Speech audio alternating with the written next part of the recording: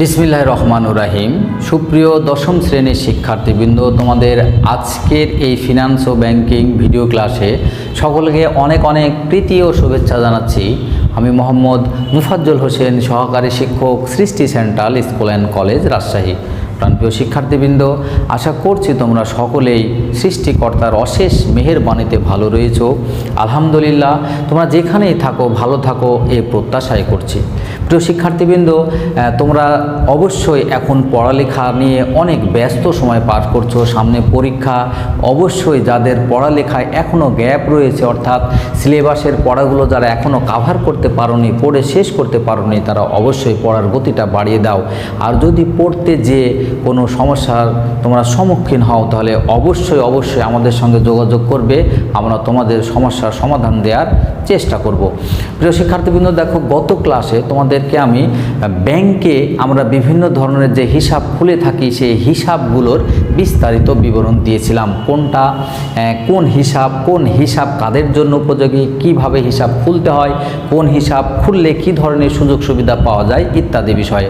আমি শুরুতেই সেই ক্লাস থেকে কিছু প্রশ্নের অ্যান্সার তোমাদের কাছ থেকে জানতে চাচ্ছি। একজন স্টুডেন্ট বলবে, চলতি হিসাব কাদের জন্য উপযোগী? পরের প্রশ্ন, চলতি হিসাবে দৈনিক কতবার টাকা জমা দেয়া যায়? পরের প্রশ্ন, সঞ্চয় হিসাব কারা খুলে থাকে? তো প্রিয় শিক্ষার্থীবৃন্দ, দেখো, খুবই গুরুত্বপূর্ণ একটা অধ্যায়ের উপরে আমরা গতদিন আলোচনা করেছিলাম। কেননা বর্তমান সময়ে ব্যাংকে হিসাব খোলার ক্ষেত্রে অনেকেই কিন্তু যাবতীয় নিয়মকানুনগুলো বুঝতে পারে না। আবার যারা হিসাব খুলতে চায়, তারা কোন হিসাব খুলবে এই বিষয় নিয়েও কিন্তু তারা দ্বিধাদ্বন্দ্বে ভুগে। তো তোমাদের অবশ্যই এগুলো বিষয়ে জ্ঞান অর্জন করতে হবে। কমার্স স্টুডেন্ট হিসাবে যদি তোমার পরিবার থেকে বা আত্মীয় স্বজন থেকে কেউ জানতে চায় যে ব্যাংকে আসলে হিসাব খুলতে গেলে কি কি করতে হবে, বা কোন হিসাবটা আমাদের জন্য উপযোগী হবে, কোন হিসাব করলে আমরা একটু সুবিধাটা পেতে পারি, এই সমস্ত বিষয়গুলো নিয়ে তোমরা অবশ্যই তাদেরকে পরামর্শ দিতে পারবে। তো আমরা আজকে পরের একটা অধ্যায় শুরু করব। অধ্যায় হচ্ছে দশম অধ্যায়। অধ্যায়ের নাম বাণিজ্যিক ব্যাংক ও তার পরিচিতি। দেখো, আমাদের দেশে যে ব্যাংকগুলো রয়েছে, আমাদের জানি প্রধান যেটা ব্যাংক তাকে বলে কেন্দ্রীয় ব্যাংক। বাংলাদেশের প্রধান যেটা ব্যাংক তাকে বলছে কেন্দ্রীয় ব্যাংক। কেন্দ্রীয় ব্যাংকের নাম হচ্ছে বাংলাদেশ ব্যাংক।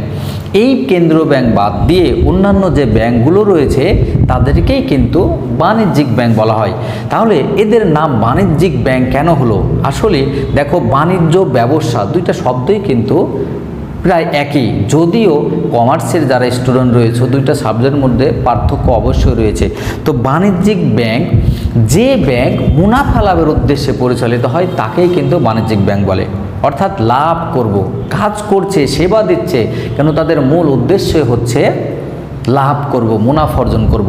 তো মুনাফা লাভের আশায় যে ব্যাংক গঠিত, পরিচালিত ও নিয়ন্ত্রিত হয়ে থাকে তাকেই কিন্তু আমরা বাণিজ্যিক ব্যাংক বলে থাকি।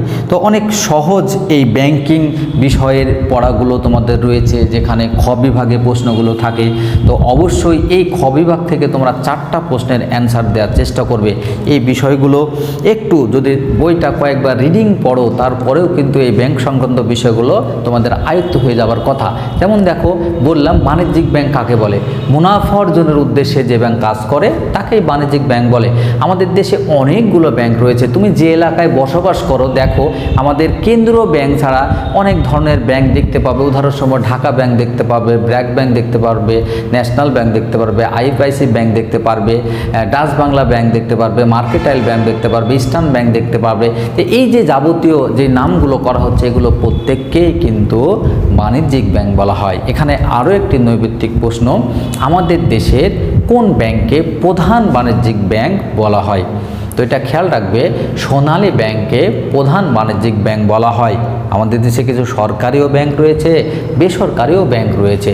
তো সোনালী ব্যাংক মোট 4টি, সোনালী, জনতা, অগ্রণী এবং রূপালী। এছাড়াও কিছু কিছু সরকারি ব্যাংক রয়েছে। তবে নৈর্ব্যক্তিক আকারে যদি আসে যে আমাদের দেশের কয়টি সরকারি ব্যাংক রয়েছে, তো অ্যান্সার হবে 4টি। তাহলে আমরা বাণিজ্যিক ব্যাংকের সংজ্ঞাটা শিখলাম। এরপরে আমরা শিখব বাণিজ্যিক ব্যাংকের উদ্দেশ্য কী, অর্থাৎ কোন মোটিভ নিয়ে, উদ্দেশ্য নিয়ে তারা আমাদের দেশে বা বিশ্বে কার্যক্রমগুলো পরিচালনা করছে। 1 নম্বর এখানে বলা হয়েছে মুনাফা অর্জন। আমরা দেখো ব্যবসার সংজ্ঞা শিখেছি, মুনাফা লাভের আশায় যারা যে কাজ করা হয় তাকে কিন্তু ব্যবসা বলা হয়। তাহলে এই ব্যাংকগুলো, বাণিজ্যিক ব্যাংকগুলো যে কাজ করছে তাদের প্রধান উদ্দেশ্যটাই হচ্ছে কিন্তু মুনাফা অর্জন করা। তো শুধুমাত্র মুনাফা অর্জন করে তা না, তারা কিন্তু সেবা প্রদান করেও থাকে। তা আমরা এই উদ্দেশ্যগুলো আজকে সংক্ষিপ্ত আকারে তোমাদের সামনে তুলে ধরার চেষ্টা করছি। যদিও তোমাদের বইতে মোট 14টি উদ্দেশ্যের কথা বলা হয়েছে, তো পরীক্ষায় যদি আসে অবশ্যই 5 থেকে 6টা যেগুলো তোমার কাছে সহজ মনে হয় সেগুলো লিখলেই কিন্তু 3 অথবা 4 মার্কের প্রশ্নের অ্যান্সার হয়ে যাবে। 2 নম্বর পয়েন্ট হচ্ছে মূলধন গঠন। মূলধন গঠনটা কি? দেখো, আমরা যারা সাধারণ জনগণ, আমাদের হাতে যখন অতিরিক্ত টাকা হয়ে যায়, আমাদের দৈনন্দিন ব্যয় নির্বাহ করার পরে যদি অবশিষ্ট থাকে, তাহলে সেই টাকাটা কিন্তু আমরা অনেকেই ব্যাংকে জমা রাখি। তো ব্যাংক ব্যবস্থা রয়েছে বলেই কিন্তু আমরা ব্যাংকে টাকা জমা রাখি। এই বাণিজ্যিক ব্যাংকগুলো বিভিন্ন ধরনের হিসাবের মাধ্যমে জনগণের কাছ থেকে ক্ষুদ্র ক্ষুদ্র সঞ্চয়গুলো তারা একত্রিত করছে, ফলে টাকার সঞ্চিতি ঘটছে, মূলধনের পরিমাণ একত্রিত হচ্ছে, ফলে মূলধন গঠিত হচ্ছে। যদি ব্যাংক ব্যবস্থা না থাকতো তাহলে হয়তো এই মূলধনগুলো একত্রে করা সম্ভব হতো না। তাই এই মূলধনগুলোকে একত্রিত করাও বাণিজ্যিক ব্যাংকের মূল উদ্দেশ্য। তারা কিন্তু এই টাকাটাকে অলস অবস্থায় ফেলে রাখে না, তারা কিন্তু আবার টাকাটা খাটায়, তারা বিভিন্ন সেক্টরে অর্থটা বিনিয়োগ করে। তো এই বিনিয়োগের ফলে কিন্তু দেশের সার্বিক উন্নয়নও সম্ভব হয়। তাহলে বলা চলে যে যদি তারা জনগণের কাছ থেকে টাকাটা সংগ্রহ না করত, তাহলে কিন্তু আমাদের দেশের যে অর্থনৈতিক একটা উন্নয়নের ভিত তৈরি হচ্ছে এটা কিন্তু হতো না। তাহলে মুনাফা অর্জন যেরকম উদ্দেশ্য, মূলধন গঠন করাও একটি তাদের অন্যতম উদ্দেশ্য। পয়েন্ট নাম্বার 3, বিনিময়ের মাধ্যম সৃষ্টি। আমরা কিন্তু অর্থকে বিনিময়ের মাধ্যম বলে থাকি। আমি একটা পেন ক্রয় করেছি, তো তার বিনিময়ে কি দিলাম? টাকা দিলাম। তাহলে এই যে বিনিময়ের মাধ্যম আমরা টাকাকে বলে থাকি, এই টাকা ছাড়াও তারা কিছু বিনিময়ের মাধ্যমগুলো দিয়ে থাকে। যেমন আমরা চেক বলতে পারি, ব্যাংক ড্রাফট বলতে পারি, ব্যাংক ড্রাফট বলা হয়, প্রত্যয়ন পত্র, লেটার অফ ক্রেডিট, এলসি যেটাকে বলে, এগুলোর মাধ্যমেও কিন্তু আমরা যাবতীয় লেনদেনগুলো সহজে নিষ্পত্তি করতে পারি। তাই এই বিনিময়ের মাধ্যম সৃষ্টি করাও কিন্তু বাণিজ্যিক ব্যাংকের অন্যতম একটি উদ্দেশ্য। Point number 4, Janakalyan. দেখো, আমাদের কল্যাণের উদ্দেশ্যেও কিন্তু বাণিজ্যিক ব্যাংক তাদের কার্যক্রমগুলো পরিচালিত করে থাকে। তোমরা একটু খেয়াল করলে দেখবে যে আমাদের যে ব্যাংক ব্যবস্থাগুলো রয়েছে এরা কিন্তু প্রত্যক্ষ পরোক্ষভাবে জনগণের কল্যাণ মাথায় রেখেই তাদের কার্যক্রম পরিচালনা করে। তোমরা যারা ব্যবসায় শাখার স্টুডেন্ট রয়েছো তারা নিশ্চয়ই ইতিমধ্যে জেনে গেছো যে জনগণের কল্যাণকে যদি মাথায় রেখে ব্যবসা পরিচালনা করা যায় তাহলে সেই ব্যবসায় কিন্তু সফলতা বেশি হওয়ার সম্ভাবনা থাকে। তার জন্য জনকল্যাণও এই বাণিজ্যিক ব্যাংকের একটি অন্যতম উদ্দেশ্য। জনকল্যাণ বলতে তারা বিভিন্ন সময় আমাদের দেশের যে প্রাকৃতিক দুর্যোগগুলো ঘটে থাকে তারা পাশে দাঁড়ায়, মেধাবী ছাত্রদের পাশে দাঁড়ায়। এইভাবে কিন্তু বাণিজ্যিক ব্যাংকগুলো জনগণের কল্যাণ সাধন করে থাকে। সর্বশেষ পয়েন্ট, ঋণ নিয়ন্ত্রণে সহায়তা। তো আমরা জানি যে আমাদের জমাকৃত টাকা বাণিজ্যিক ব্যাংকগুলো আবার অন্য পক্ষকে সুদের বিনিময়ে ঋণ দিয়ে থাকে। তো এই ঋণের পরিমাণটা যখন একটা দেশে বেশি পরিমাণে হয়ে যায় এটা অর্থনীতির জন্য অবশ্যই ক্ষতির কারণ। উদাহরণস্বরূপ দেখো, তোমার বাবা তোমাকে পার ডে 1000 টাকা খরচ দেয়, এটা উদাহরণস্বরূপ বলছি। যদি এখন এই খরচের পরিমাণটা তোমাকে 2000 বা 3000 বাড়িয়ে দেয়, সেক্ষেত্রে তুমি কি করবে? তুমি মনে করবে আজকে আমার 1000 টাকা, কালকে আবারও 2000 টাকা পাবো, আমি খরচ যেটা প্রয়োজন নয় সেটাও কিন্তু করবে। অনুরূপভাবে দেখা যাচ্ছে যে আমাদের দেশের জনগণরা যখন অতিরিক্ত ঋণের চাপে পড়ে তখন কিন্তু তারা বিভিন্ন ধরনের ক্রাইম করে বসে, বিশৃঙ্খল পরিবেশ তৈরি করে বসে। তো কি করে কেন্দ্রীয় ব্যাংক বাণিজ্যিক ব্যাংকগুলোর মাধ্যমে এই ঋণটাকে নিয়ন্ত্রণে নিয়ে আসে। দেখা যাচ্ছে যখন দেশে ঋণের পরিমাণটা বেশি হয়ে যায় তখন কেন্দ্রীয় ব্যাংক বাণিজ্যিক ব্যাংকগুলোকে বলে যে পরিমাণ ঋণ পরিশোধ দিচ্ছেন আপনারা জনগণকে সেই ঋণের সুদের পরিমাণটা বাড়িয়ে দিবেন। দেখা যাচ্ছে 10% সুদ আদায় করলে এখন 20% সুদ আদায় করেন, তখন সাধারণ জনগণ অতিরিক্ত সুদ দিব না বলেই ঋণ নেওয়াটা কমিয়ে দেয়, ফলে তাদের হাতে ঋণের পরিমাণটা কমে যায়। আবারও যখন এই ঋণের পরিমাণটা একেবারে কমে যায়, তখন কেন্দ্রীয় ব্যাংক আবার বাণিজ্যিক ব্যাংকে বলে যে সুদের হারটা 20% বাড়িয়েছিলেন, এখন আপনারা সুদের হারটা আবারও কমিয়ে 5% নিয়ে আসেন।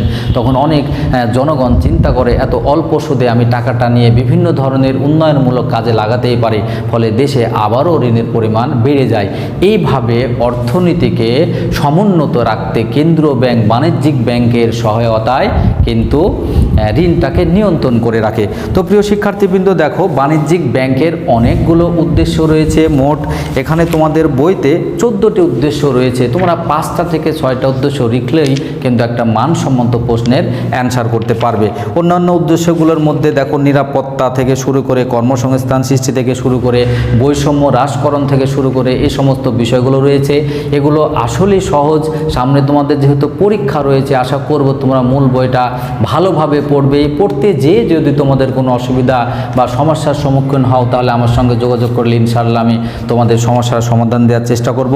তো যাবার আগে ছোট্ট একটি হোমওয়ার্ক দিয়ে আজকের ক্লাসটা আমি এখানেই শেষ করতে চাচ্ছি। বাণিজ্যিক ব্যাংকের যে কয়টি উদ্দেশ্য বলা হলো, এই উদ্দেশ্যটা তোমরা বর্ণনা করবে 3 মার্কের মধ্যে। বাণিজ্যিক ব্যাংকের উদ্দেশ্যগুলো বর্ণনা করবে 3 মার্কের মধ্যে, 1 পৃষ্ঠা লিখলেই হবে। তো প্রিয় শিক্ষার্থীবৃন্দ, আজ আর নয়, তোমরা যেখানেই থাকো ভালো থাকো। মহান আল্লাহ তাআলা যেন তোমাদেরকে ভালো রাখে, সুখে রাখে, শান্তিতে রাখেন, এই প্রত্যাশায় আজকের ক্লাস থেকে এখানেই বিদায় নিচ্ছি। আল্লাহ হাফেজ।